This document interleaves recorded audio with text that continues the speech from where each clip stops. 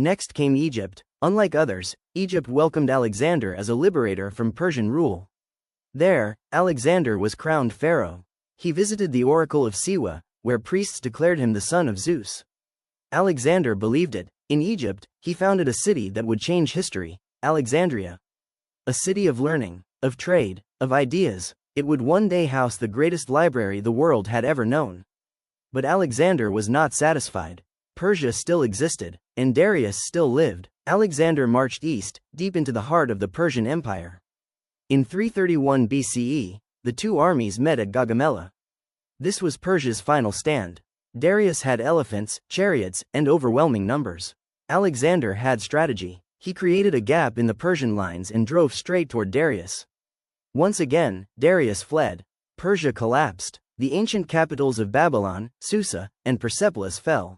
Alexander stood atop unimaginable wealth. The greatest empire on earth was his. But conquest was not enough. Alexander did something unexpected. Instead of ruling Persia as a foreign conqueror, he embraced it. He wore Persian clothing, adopted Persian customs, married Persian nobility. He encouraged Greeks and Persians to intermarry.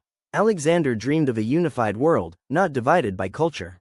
This fusion created a new era, the Hellenistic Age. Greek language, ideas, science, and art spread across continents. Eastern wisdom flowed west. The world became connected in ways never seen before. Yet Alexander pushed onward, eastward, always eastward, into Central Asia, into lands no Greek had ever seen. Resistance grew fierce. Rebellions erupted. Assassination attempts increased. Alexander responded with paranoia and brutality. Friends were executed. Generals were punished. The conqueror was changing. Alexander then marched into India. There, he faced King Porus, who fought with war elephants. It was one of Alexander's hardest battles. He won, barely. His army was exhausted. They had marched for years. Thousands of miles, far from home. For the first time, his soldiers refused to go further. Alexander wept, but he turned back. The edge of the known world had been reached. The journey home was deadly. Deserts claimed thousands of lives. Disease spread. Alexander himself was wounded multiple times. The weight of conquest pressed heavily upon him. In 323 BCE, in Babylon, Alexander fell ill. Fever burned through his body. Within days, he was dead. He was 32 years old.